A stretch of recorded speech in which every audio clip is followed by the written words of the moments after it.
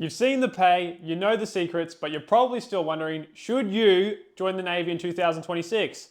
So we're going to answer that today. How we're going to run this is I'm going to go over exactly who should join, those of you who shouldn't join, and if I personally regret my decision of joining the Royal Australian Navy. Quick recap, I'm Harley Renzi, I've been in the Navy 7 years, and this channel is all about answering your questions and letting you know the information that might not be covered during the recruiting process. So who should join? I have seen a wide variety of people through my time in defense, and I can say there are a few key character traits that I've noticed in those that succeed. Number one, and honestly probably the most important, the sailors that do well generally have no problem following orders. Now that may sound a little basic, but let me break it down. Following orders isn't always about getting yelled at. In fact, out in the fleet, I'd be surprised if your boss ever actually barked orders at you. What following orders actually looks like, at least in my book, is doing the basics really well and sucking it up when you have to. A good example of this is when you're on a ship, you will do cleaning stations daily. So what I've noticed, those who don't complain and clean properly, it all translates into everything else they do. They're probably good at their job and they're well respected because they don't complain. I'll see these types of people a year later and they'll be off the ship, promoted and doing something else, kicking goals. So if you don't want to follow orders, I'd suggest you stay away and find something else to do. And if you do join and you don't want to follow orders, I can personally guarantee everybody will hate you. Number two, the very best people to serve with actually want to go to sea. A lot of people join the Navy to see the world, which you will do. But sometimes that means going to places you don't want to go, or even going to sea and not getting to step foot off the ship at all. If you're comfortable with going to sea just to go to sea, then 100% this job is for you.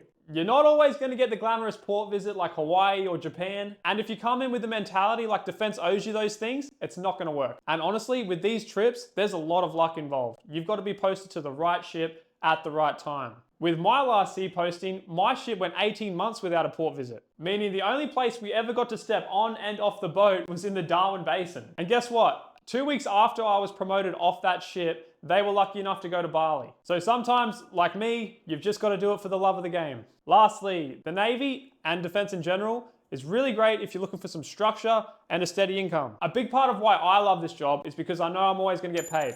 So if for some reason I blow all my money on the pokies, which I have done before, I know in the next 2 weeks, rain, hail or shine, defense is always going to have money from me because they literally print it from the sky. And I don't have to stress about my employer going out of business or my boss randomly firing me because he had a shit quarter. And this structure point is criminally underrated, especially when it comes to recruiting. You should join if you're the type of person that falls into bad habits when there's no structure around you. That's where the Navy actually helps a lot of people, because whether you like it or not, your day has structure. There's people always looking after you, even outside of work. So if that's you and you want some structure, watch this video to prepare for hell. Okay.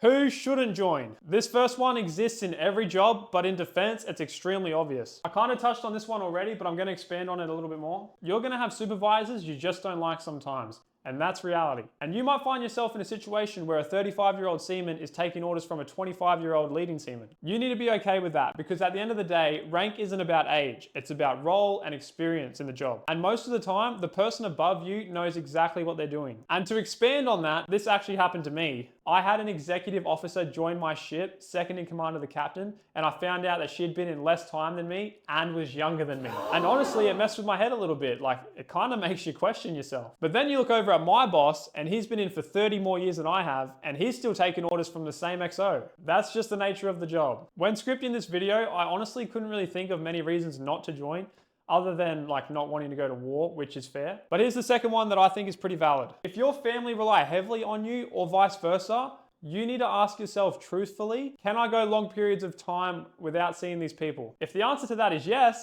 then skip this part. But if it's no, or I don't know, then you're probably going to want to hear this. Firstly, recruit school is 11 weeks long. So that's 11 weeks where you're not going to be able to properly see them unless you're from Victoria. And secondly, if you think that's bad, major fleet vessels go to sea for up to 9 months at a time. But that will be with the cool port visits. You won't just be at sea the whole time. You just might not be at your home port for 9 months. Now, granted, not every role goes to sea, but if you're thinking about choosing one that does, you and your family have to prepare for long stints with you running solo. And I think this is where a lot of people get it wrong, because the idea of the Navy and the reality of it are two very different things. People think it's going to be travel, adventures, cool experiences, and yeah, that's part of it. But what they don't see is the long days, the time away, the repetitiveness, and sometimes this job is just straight up boring. So with all that being said, would I actually join the Navy if I could go back?